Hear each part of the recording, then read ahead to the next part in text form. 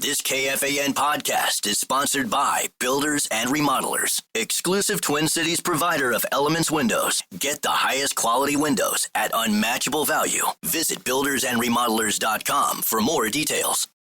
Time is precious, and so are our pets. So time with our pets is extra precious. That's why we started Dutch. Dutch provides 24/7 access to licensed vets with unlimited virtual visits and follow-ups for up to 5 pets. You can message a vet at any time and schedule a video visit the same day. Our vets can even prescribe medication for many ailments, and shipping is always free. With Dutch, you'll get more time with your pets and year-round peace of mind when it comes to their vet care. And boom! Common man, no show prep, no solid plan. Spins a yarn, begins a tale. The esoteric approach won't fail. Tune in, it's time for Common Man. Common man, charms the housewives like no one can. What'd you shoot? Where'd we play? Non-stop nonsense on deck today. Tune in, it's time for Common Man. Oh, boy. Why should anybody aspire to be a common man, an average man? Do you realize what it means to be average? That means you're the best of the lousiest, and the lousiest of the best.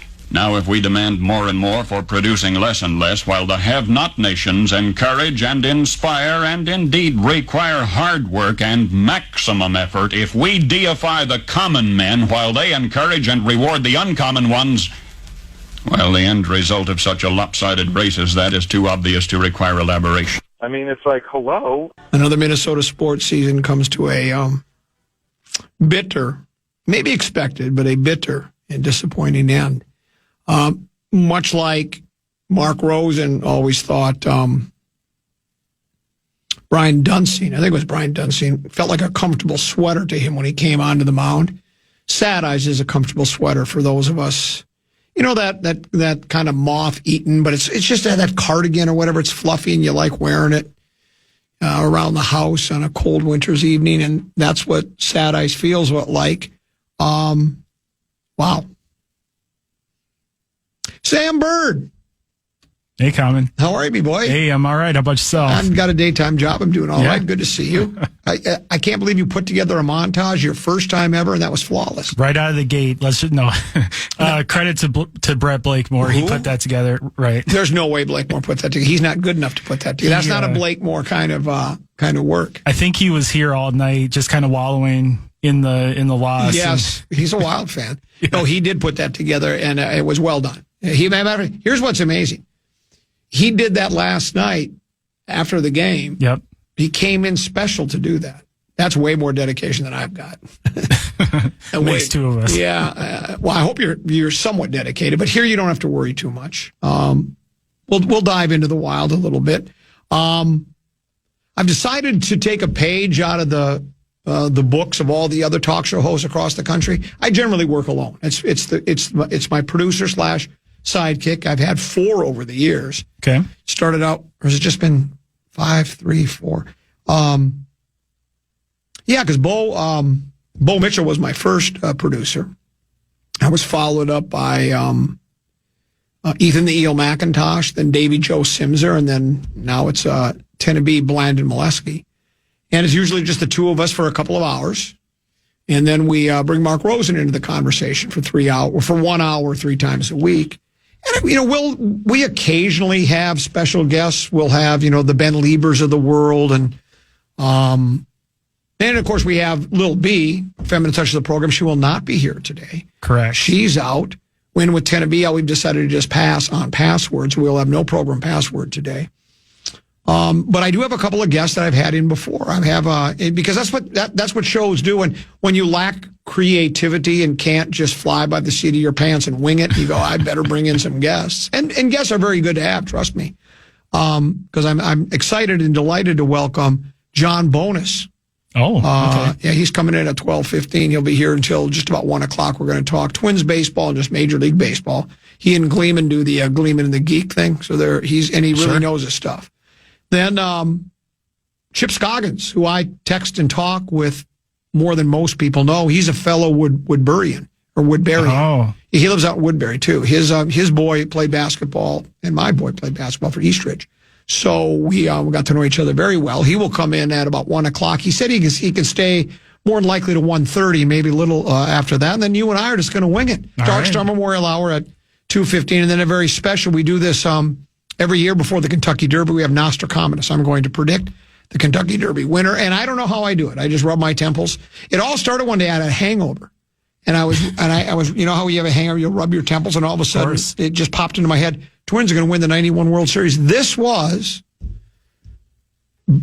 before the season even started. And that was after they had one of the worst seasons of all time. And it popped into my head. I predicted it. The capable Carl Allen, who I worked with at the Forest Lake radio station and started with here doing part-time talk weekends. He can attest to it. I picked because I did it while we were both working at the Forest Lake radio station. And from that point on, I have this uncanny ability to predict winners and losers when it comes to sport. I'm a great procrastinator. I'm a great sports procrastinator. So I'm really good at that. So, yeah. So, we're here. Is Sam Bird, you don't have to tell. Is that a radio name or is it your real? That's the real name. Yeah. Most people use real names. I have an alias. I'm on a witness release program. Okay. Cole is just a made up name. But that's Gotcha. okay. That's okay too. Are you from the area? I am, yeah. I'm from, grew up in South Minneapolis. I currently live in Eagan. Eagan. Yep. I love it over there. Yeah, can you see the new Winter Park, the TCO Performance Center from your bedroom window? I don't live on that side of Eagan. Okay. I live more over by the Minnesota Zoo on the Apple Valley border. Oh, okay. Yeah. Minnesota Zoo. Yeah. Are you able to sleep on it? Are you close enough where you can hear the lions, tigers, and bears? Oh my! Yeah. Seriously, you are? Some of them, knock on the window kind of thing just to see who's inside. Right, right. Do you ever let them in? Don't feed the animals. No. Whatever you do. No. You could be Dr. Doolittle. Do you know who Dr. Doolittle is? I do know who Dr. Doolittle is. Yeah. So do you talk with the animals? I talk to them. Yeah. I think they give me the puzzled looks and, I don't think they get it, but I try anyway. What, so you went to, did you go to school in South Bend? Where did you graduate high school? I'm just assuming you didn't quit like me. You didn't drop out. You finished school. No, I graduated from Washburn High School. Okay. In South Minneapolis. I didn't go to college right away. In fact, I took, let me do the math here. Let me do the common bit. 13, 14 years off. Really? Yeah. Went back to school in 2019. I decided I wanted to do audio production as a career. Oh. Kind of had a career shift. and then the world kind of shut down. I don't know if you knew that or not. Yeah, I did, ago. yes. So things were on pause, but slowly been working my way back. I worked, before here, I was at a competing sports radio station in the Twin Cities. We'll just say that. I know exactly where you were. Yeah. So, and it was sad to go, but this is where I want to be. And I worked here actually briefly before the pandemic. So to come back and see a bunch of familiar faces has been great. I'm happy to be here. I don't want to discourage you, but this is like running in a treadmill. Trust me, I've been here for 30 years. It's low pay, no chance for advancement. I'm aware of that. You're aware of that. I'm aware of that. Yeah, but you like it here. It's not all about the money. And this is the part-time gig. I do have a full-time job. Oh, you do? Yeah. In audio? No, I work in human resources. Oh. So, yeah. I better watch myself then, huh? Oh, no. You're fine here. Abbott barely pays me enough to do this job, let alone do HR stuff. So you're fine. I don't care. Very good. I appreciate that. I also, for 13, 14 years, did something before I got in. Well, actually, it wasn't that long. I got out of high school at 18, and I got into the radio business at Brown Institute at 22. Between 18 and 22, what I did for a living was I would steal milk money from little children at bus stops. Gotcha. And then I started feeling guilty about it, and I thought that's terrible because, they need milk. It builds strong bodies 12 ways. So I got into the radio business, and here I am. Washburn, I might call it, because if you live out east, a lot of people call it the Washington Commanders. So I always I say Washington. So I might say you went to Washburn. Yeah, I did. Washburn. What's the mascot in Washburn? The Millers. The Millers. Did you play sports? I didn't. Well, I tried to, but no, I didn't. So you're like me. Seventh grade, I knew it was over for me. Yeah, I knew that I couldn't compete on that level. You must be a basketball guy. See, you're wearing a Wolves jersey. Oh, man. I'm all about it. That's old. Is that an old school Garnett? This is, yeah. This is the old Shep logo.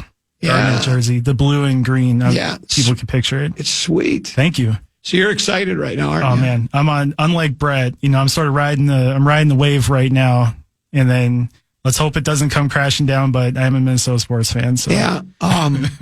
Would you rather see Houston or Golden State, or doesn't it matter to you? Well, that's one of my questions. So you put together 5-3-4? I did, yeah. Man, you know what? What I you texted me today. Yeah. You told me that you were ready for a wheel of topic, that you 5-3-4 if I wanted it. I mean, your attention to detail is just the opposite of what I do, but I like that. I need somebody to help me, whatever gets you through the night. So I need somebody else. So well done. And we'll do a 5-3-4 at top of the hour at 2:00. Let's do this. When did I say Bonus was coming? Oh, he's coming in next. Is he called to say he's here? Maybe he's got a card key to get in. We'll let him in. And we'll talk a little baseball here. Someone texted on the Bradshaw and Bryant KFAN text line. It says, a Miller. I like him already. So there must be a fellow Miller out there. The Washburn Millers. So let's do this. We'll pause. We'll come back. Oh, by the way, do you have the bonus bucks? Bonus bucks, yeah. You do bonus bucks, and then we'll come back. Bonus bucks with John. Bonus, half second. Bonus bucks coming up next right here on The Fan. Go ahead, Sam. Yeah, the Fan and BigDeck.com want to give you a shot to win bonus bucks with our national cash contest. Enter the keyword fun. That's fun at KFAN.com now for your shot at winning. That's keyword fun. Enter it now at KFAN.com.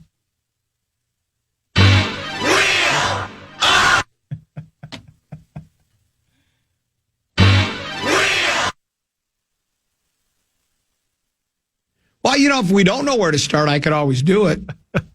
Well, no, we'll go to break. The button bar is laid, or the log is laid out different than what I'm used to. So you know what I think? No, here's what happened. What happened? It's sabotage by Blakemore. He doesn't want you to do so well that when the next time we need to fill in, they go to you instead of Blakemore. That's what that is. And then Abbott puts stuff in the log too. So now I'm feeling it for both. You know what I like? Throwing Abbott under the bus. You'll fit in well here. Oh yeah, no, that's my favorite perk of this job. Very good. So all right, we'll go to break.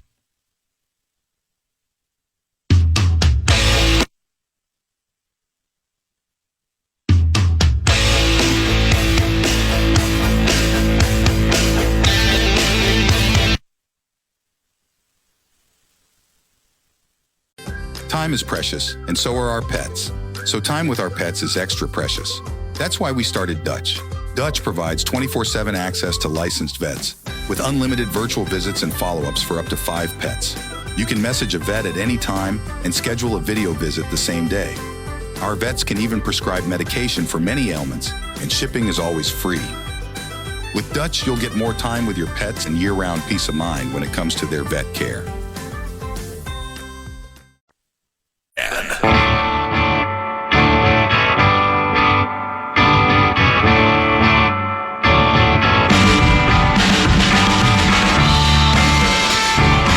Couple 13-14 pastime common. He's not Tenneby. He's Sam Bird. Tenneby's in Brandon Dunes somewhere playing golf. He's on his, I think it's a biannual trip with his pals. So he's playing golf. Sam Bird in for Tenneby. No Lil B today. No program password. No Mark Rosen. And I don't want to make you think, John Bonus, that like I'm scraping the bottom. Yeah, the D list is coming in today. It's all right. I love talking ball. I know where I stand. I love having. I love talking ball. I love having you in a few times a year, and I thought now would be a perfect time because with the Wild, then we still have the Wolves to get to in the Twins. But the Twins are, and of course we should let people know. And I think they already know this. You and Gleeman do Gleeman and the Geek, and you got. I think you got television shows. You're soon to come out with a movie. I think, right? Yeah, Blockbuster, Omni Theater only though. Yeah, we're trying to limit it. We don't want too many people exposed to our faces. Yeah, but you do everything baseball and Twins and such like that. And, I look at the standings today, and unless I'm looking at them upside down, they're 7 games out of first place. They're 13-19. I know if you were an optimistic Twins fan going into the season, you'd say, got a really good pitching staff, good bullpen, at least the first 3 guys in the staff. We got an everyday lineup that's pretty good. We got 3 elite players when they're playing their best, and Lewis, Correa, and Buxton, and the division, it was up for grabs last year. We had it going. I think we can have a real nice year here. And if you're the pessimist, you say, man, they just totally fell apart last year at the end of the season, and the division's deep, and I just don't know what to expect. And if you were the pessimistic guy to this point, I think you were spot on, right? Yeah, I mean, teams get off to slow starts. Atlanta is going to be a very good team. Got off to a slow start this year. It happens. When you combine that with what we saw for the last month and a half of last year, though, well, that context is important, right? Yeah. And especially because it seems to be very similar in what was going on. What went on in August and September was they couldn't hit. They just had no offense. Were generating no offense whatsoever. And, we could say, well, there were some injuries there, like Correa wasn't there for a chunk of that. Buxton wasn't there for a chunk of that. Yeah, I mean, that happens. But you've got a bunch of other guys on that roster that are supposed to be developing into hitters. They just didn't step forward. In fact, a lot of them took a big step backward. Brooks Lee took a big step backward. Julian took a big step backward. Who's the other one I'm thinking of? Jose Miranda took a huge step backward. Royce Lewis took a huge step backward. And they come into this year, and the question really was, is this lineup going to be at least an average American League scoring lineup? Because you took a look at the pitching rotation, and the pitching rotation looked real solid. Not just real solid, but real solid and so deep that you didn't even necessarily need that much about injuries. But the lineup, there were some questions about. And what we have seen is offense that is in the bottom third of the American League right now. And it's hard to be a contending team when you don't have at least a league average offense, no matter how good your pitching is. And I mean, right now the Twins, I think, are 25th, they've kind of turned around over the last week or two. The fact that they were hitting about 180 or 200 for the first 2-3 weeks of the season. But now what we're seeing is that, they're hitting a little bit better. They're just not hitting when there's runners in scoring position. Right. I mean, that was the whole story against the last 3 games versus Cleveland. And what we've seen consistently throughout it is there's no power. This is the Bomba squad from 2019. We got through 2023. They made a little run in the playoffs. And one of the things that kind of came out of there was, they've got a lot of power, but they're striking out a lot. Like what happens when they get into the playoffs? And, can they do something to sort of hit when they're not hitting home runs? Can they score runs when they're not hitting home runs? And I think that became something that they worked on, both in terms of the players they acquired and in terms of the changes they made at hitting coach last year. And now they're not really doing a lot of either. The power itself has completely disappeared. I think they're 25th or 27th in home runs right now in Major League Baseball. You're just not seeing them. They're not taking advantage of the meatball pitches to score a quick 2 or 3 yards every 2 or 3 runs. Every time they need to score some runs, it has to be a rally.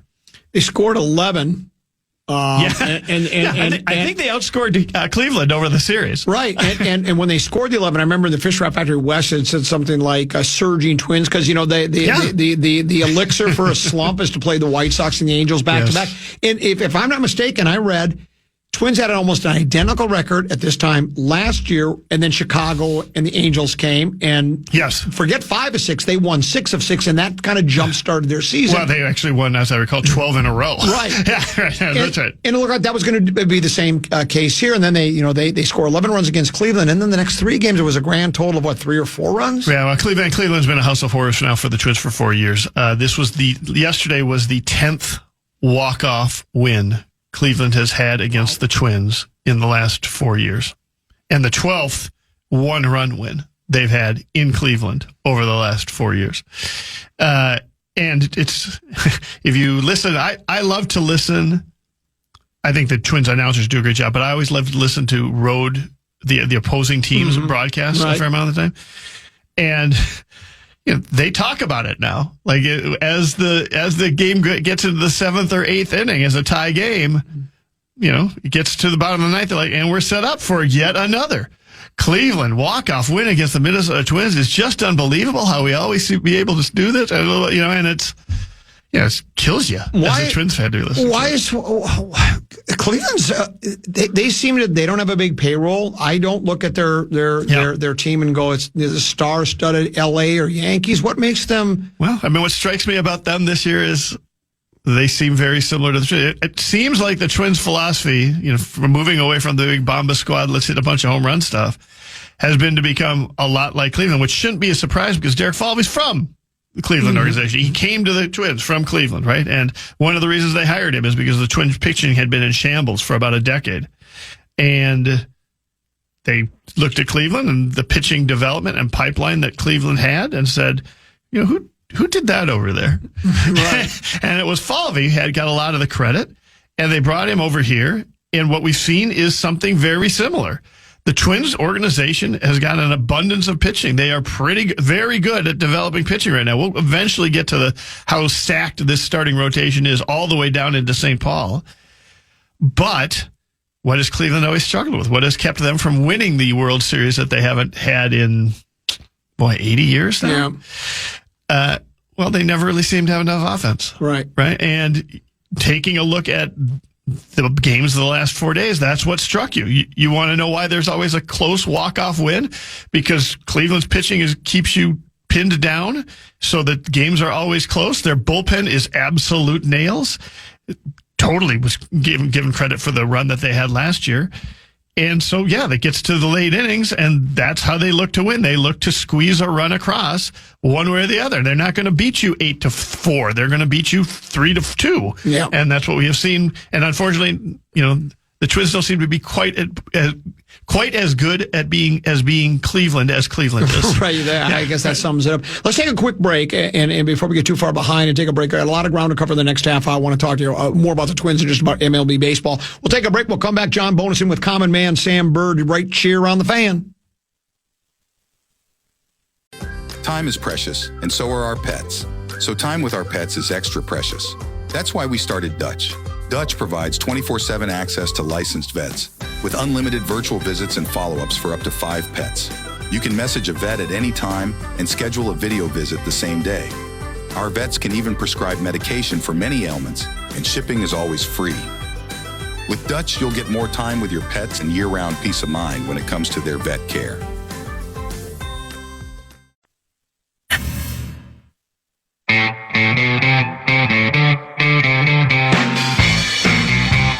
Level 13-14 past. I'm Common Sam Bird in for Tenna B today.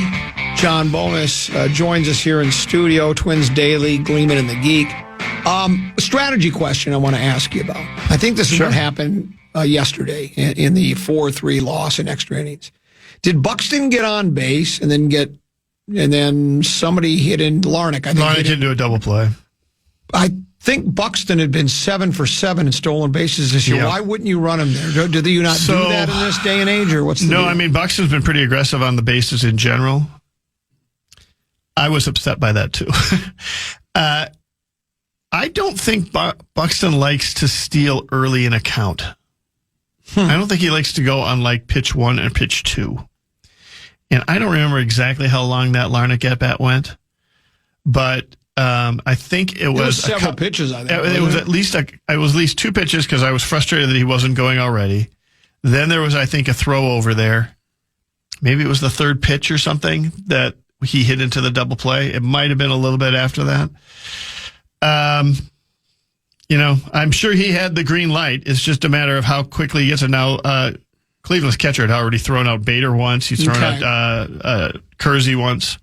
So there's reasons to be careful there. There's reasons to try and get the jump that you really want to get. But no, that frustrated me as well. And it was he was damn near second base by the time the ball got to second base, but that relay throw is still going to beat Larnach to the bag. Yeah. Because it's not Buxton coming out of the box, it's Larnach. So no, that was frustrating to me. I mean, we also had bases loaded with Correa up and in the 7th or 8th inning. That went nowhere. Even early in the ball game, 2nd inning, I think they had runners on 2nd and 3rd with no outs, couldn't scratch or run across. I mean, a lot of what they have been what they said they were going to try to focus on, and what they said they were focusing on the spring training is, trying to understand what the pitcher is giving you and taking advantage of that, as opposed to just going up there with a plan. And when he doesn't give what you want, if he does give you what you want, you get to jack it into the left field bleachers. Right. But if you don't, you're lost. If the pitcher doesn't do what you thought they were going to do, you're not able to execute your game plan. You've got to respond to theirs some of the time.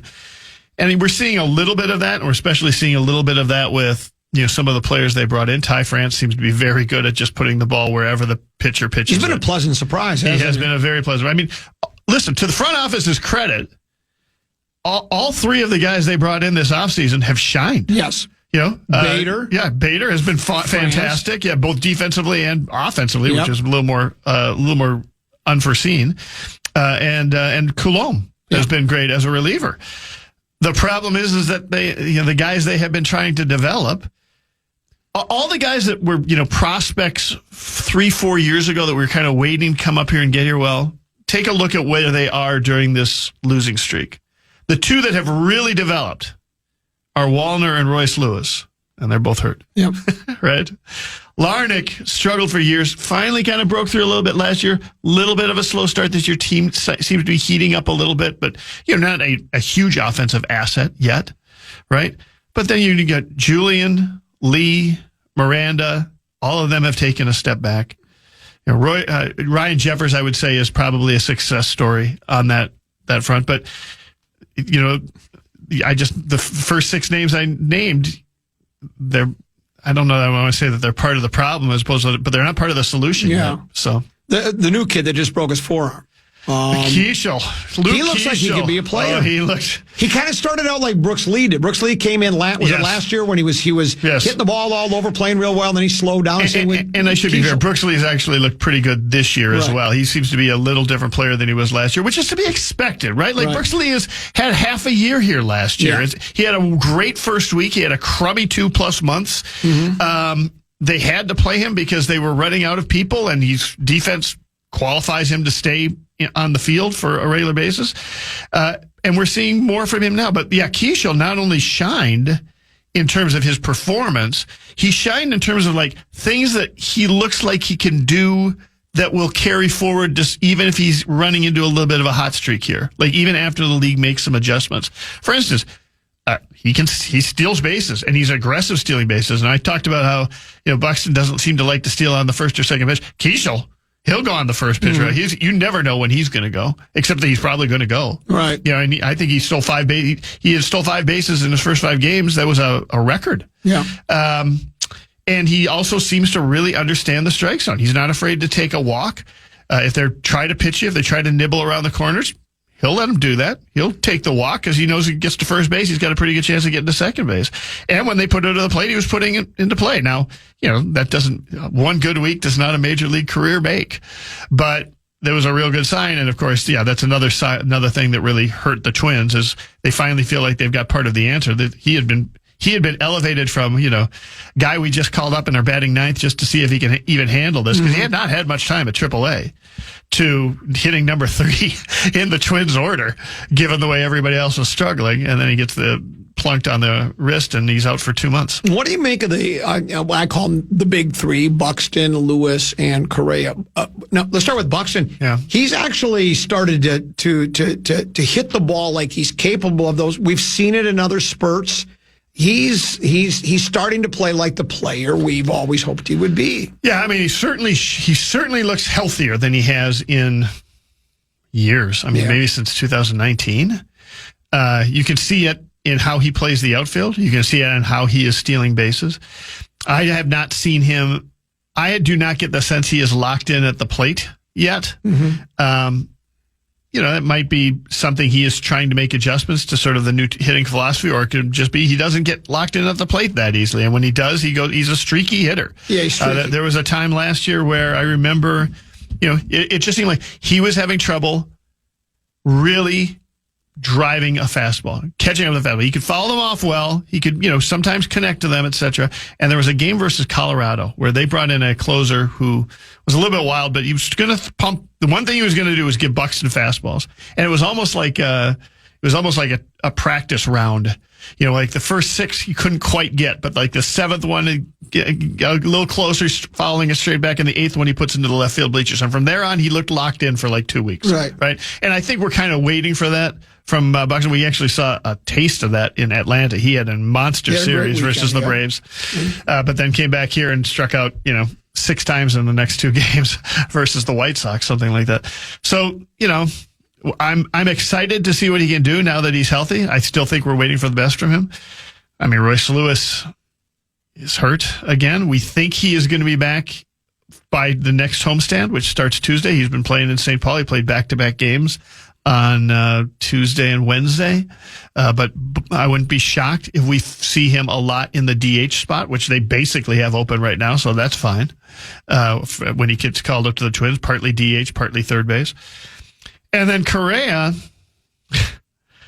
I mean, the guy's got an OPS under 600 right now. Yeah. And it's not that his batting average has improved. He is definitely making more contact with the ball. He's giving you pretty professional at-bats, but he just doesn't have any power right now. He looks like he came out, last week with the quote, my swing just sucks right now. Yeah. And you say that to a group of beat reporters, they're just like, thank you. Like, we've got the perfect headline now. Right. Yeah. And, power to him for recognizing that. But, he's got to figure out a way to fix that. And we did find out, a few days before that he got, taking a swing, his wrist hurt enough that we thought he might go on the IL. And that wrist has been bothering him since last spring. Since last season. And it certainly bothered him in spring. He had a terrible spring training. So he's making a boatload of money. Well, he's making a boatload. He's making a boatload of money, and if it really bothered him, last season, that means it didn't get better in the off season. Right. So what do you expect from him going forward? Well, I mean, I guess I still expect more than what we're seeing so far. It feels to me like he can still straighten some stuff out, but I do wonder how much of the wrist has to play either in terms of, messing up his swing or in him adjusting what he is doing to accommodate the wrist. Do you think the Mets and Giants knew something, or was that just they wanted a bit too much money? Were they worried about he's got steel in his ankle? Well, I mean, the thing that they were worried about doesn't seem to be playing it. He hasn't had ankle problems that they were worried about. Right now, he had plantar fasciitis in that foot. But he also had plantar fasciitis in the other foot. Mm-hmm. And he's got the wrist problem. Like, he's also just, 30 years old, and he's been playing baseball a lot. Yeah. He's, 9-year career at this point. So could that be it? Yeah, that could just be it. He could just be wearing down a little bit. I'll say this. He doesn't seem to have worn down any in the field. He absolutely is every bit the defensive presence he has been. Now he's not nearly as fast as he used to be. He's, somewhat of a liability base running right now. You're not going to see him stealing any bases, but he's still got the big arm. He's still got enough range at shortstop to play well. He still knows what the hell he's doing out there, and as such, he remains an asset defensively. It's just that you've got to be able to hit better than 223 with no power. Before we get to the pitching staff, because that is both the starting staff and the bullpen. Of the guys you talked about earlier, the Julians and Keishel and Brooks Lee and Miranda and Larnick and all these younger guys that have come up through the system, do you like all of them? Do you think they all have bright futures? That none of them do? We don't know, because I talk about that all the time. When the season ends and you've had your 6 core players have good seasons, I think a lot of people expect them then to take the next step and have another good season again. And I've always cautioned people to say 2 might take a step forward, 2 might stay the same, and 2 might back up. And I don't know what to think of. They all have shown talent. They wouldn't be in a big league roster if they didn't, but I don't know what to make of all of them. Do you have any sage words on that? I mean, I don't think they necessarily know comment. Right. You know what I mean? Like, you talk to these players and, they'll put on a brave face and they'll talk about adjustments they make, but they'll also tell you, I know I stunk last year. Yeah. I know what happened. We talked to Julian at spring training, and, Julian put up a rookie year that made it look like he was not only going to be an all-star, but like a middle-of-the-order presence, and maybe a leadoff hitter for the Twins with, 30 home run power and a 400 on-base percentage for the next 7 years. And then last year, he was just a completely different player. And talking to him, what he says, it's worth trying to find out what he says, which is, he thought he screwed up his swing a little bit in the offseason. He tried to adjust his swing the offseason before last to be better versus left-handed hitters. Turns out that's a silly thing to do because he's not going to be batting versus left-handed pitchers. And that revised swing ended up hurting him against off-speed stuff from right-handed pitchers. And so he worked this offseason to adjust it. Well, I mean, he's been better this year than he was versus last year. He's certainly making more contact. He's driving the ball better, but we're not seeing it in a lot of the results right now. What we're seeing are line drives to outfielders as opposed to balls going over the fence, which is what we were seeing the year before. He doesn't seem to be striking out looking nearly as much. Like, you can see development in his game. It's just not development that says, oh, you're a major league player at this point. Mm-hmm. And I feel like we've seen that, similar paths now. Miranda last year had 14 straight hits but at the All-Star break, and he was slugging over 500. And then I don't think his OPS total was over 500 after that point, after the All-Star break. And then this year he looked totally lost, and now he's hurt. So, but I'll say the thing. Larnach looked like that. He struggled his first 2 years here, fought injuries the whole time. Now he seems to be coming around. I'll give you another name. Brent Rooker looked totally lost here for his first year or two in the majors, until the point where they could not find a lineup spot for him. He ran out of options. They had to trade him away to the Padres for Chris Paddock and Emilio Pagan. And, he did not do great with the Padres that third year. And then suddenly he gets regular playing time in Oakland, and he's a 40 home run slugger. It's crazy. So no, I don't have a crystal ball. Right. I don't have any insight on which of these guys is going to deliver. I think you've got to remember both the good and you've got to remember the bad. And I think those players themselves are evaluating themselves as they are, like as they're doing that week. So is the coaching staff. They're evaluating them that way. They're both looking to try to improve. But yeah, it's what we've seen so far is just not enough of those guys improving. And I think the offense was really reliant on that. I think they knew they were reliant on that. I also think they thought they'd be getting better production from Correa and Buxton. So Lopez, Ryan, Ober, Paddock, Simeon, Woods, Richardson. You look at that starting. That's not so bad, is it? No, that's now you're getting to the happy part of the Twins piece.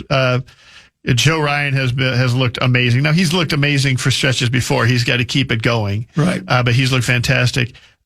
Lopez, battled that injury. I think he's still gotten a 2.25 ERA, and that was after a couple outings which were not quite fantastic, not as fantastic as you'd want.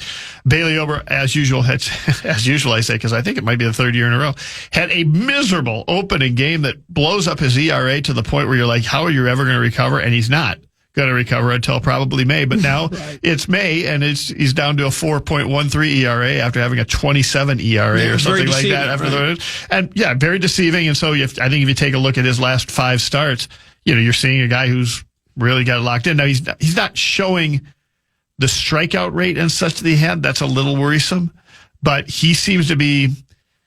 It's hard to look at a 6'8" pitcher, giant of a pitcher out there, and say, oh, he's going to be a Brad Radke type. Right. But that is kind of what he's like. Like, he mixes a lot of pitches, and he lets the ball be put in play, and doesn't give up a lot of hard contact. And as a result, he ends up, being very efficient. I think he went almost 8 innings on less than 100 pitches in his last outing, and that's kind of what you expect from him. Paddock, there was a lot of question about whether or not he would be with the team this year. He's been fine. He's been fine as the number 4.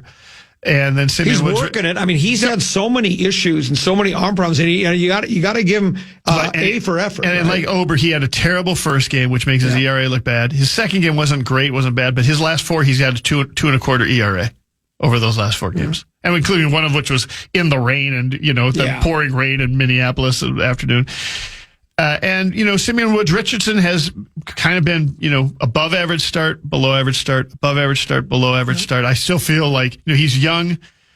I don't know that he doesn't have the strikeout rate generally that kind of gets you all psyched for him, as he's going to have a huge career, but he seems to be very steady. And both he and Paddock have been steady enough to keep a couple of guys who are looking really good in St. Paul and who we saw last year and definitely got everybody excited in spring training with their performances, David Festa and Zebby Matthews, to stay in St. Paul. Now, how long that is the case depends on whether or not we get some injuries to the pitching staff. For instance, when Pablo Lopez got hurt, David Festa came up here, made 3 starts, looked pretty good. Very good. I think he gave up 1 run or 2 runs in the 3 starts. But you also get to the point where, we get to the trade deadline, and if this team is continuing to be 5 or 10 games under 500 and they don't look like this is their year, maybe some teams come sniffing around on some of the pitchers, and you end up trading some of them, and you find room for Matthews and you find room for Festa somewhere in that rotation. Bullpen. There's some good arms there, but I know in talking to people and reading things, it was like going in to see we might have one of the best bullpens in all of baseball. Do you believe that still, or where do you think the bullpen is? I love most of the pitchers in this bullpen right now. Yeah. The results have not borne that out. Now, sometimes those results have been the result of some bad fielding plays behind them, and I think the pitching staff has the most errors in all of baseball. The pitching staff, I would believe that. Yeah. I have not researched that, but I have no trouble believing that. I trust Duran. I trust Louis Varland has moved from, okay, we'll try him out in the bullpen too. He's our 8th inning guy. Like, he's been very good. Although he gave up 1 home run versus Cleveland on Tuesday, and it cost him the game. But, that's also because the offense is scoring 1 run. The bullpen is at the point where you can't afford to give up a run here or a run there, or have a squeaker that squeaks through, or give up a stolen base, or walk a leadoff batter, because the offense is not going to score enough runs to cover up any mistakes.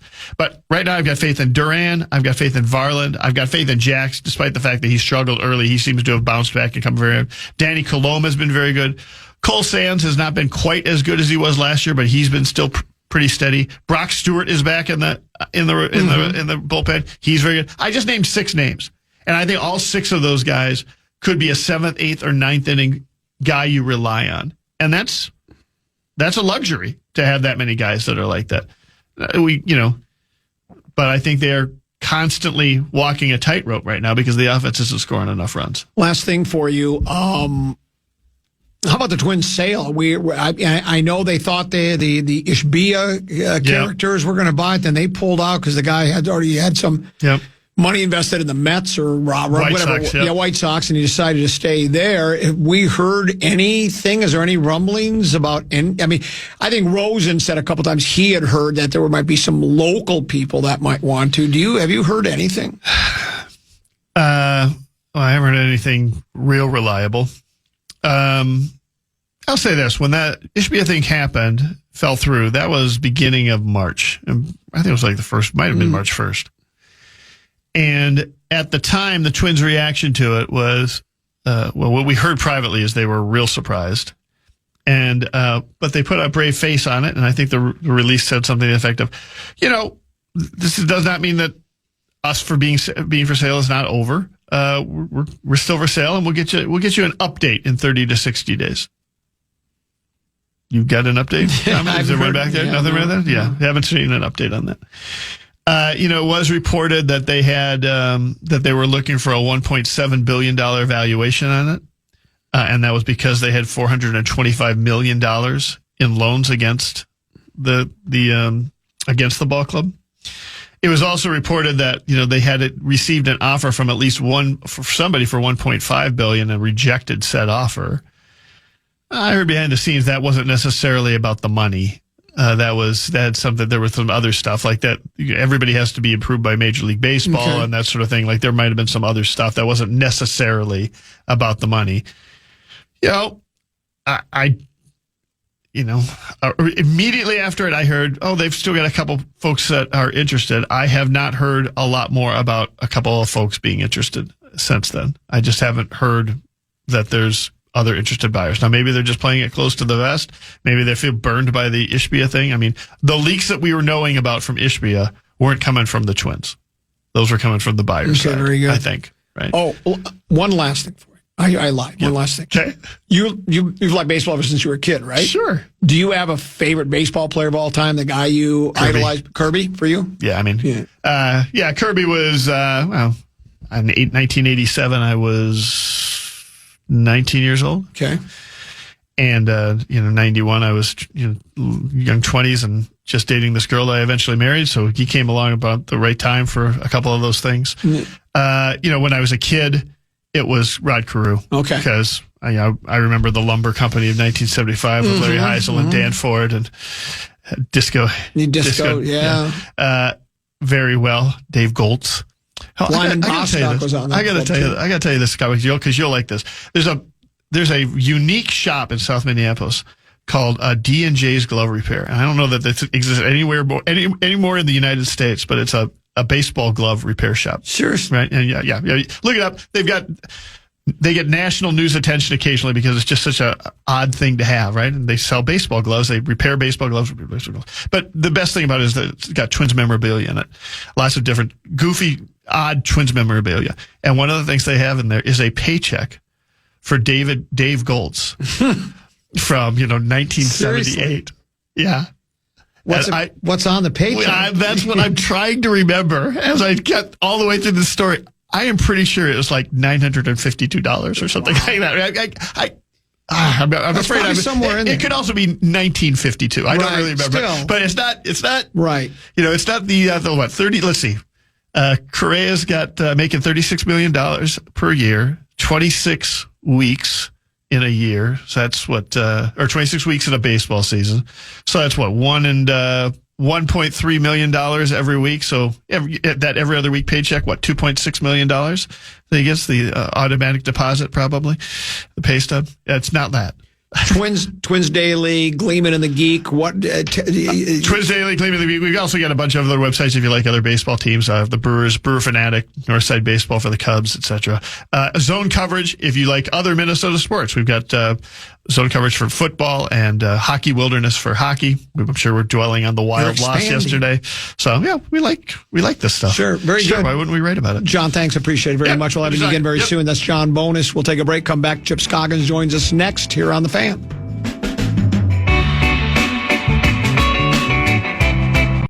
Time is precious, and so are our pets. So time with our pets is extra precious. That's why we started Dutch. Dutch provides 24/7 access to licensed vets with unlimited virtual visits and follow-ups for up to 5 pets. You can message a vet at any time and schedule a video visit the same day. Our vets can even prescribe medication for many ailments, and shipping is always free. With Dutch, you'll get more time with your pets and year-round peace of mind when it comes to their vet care.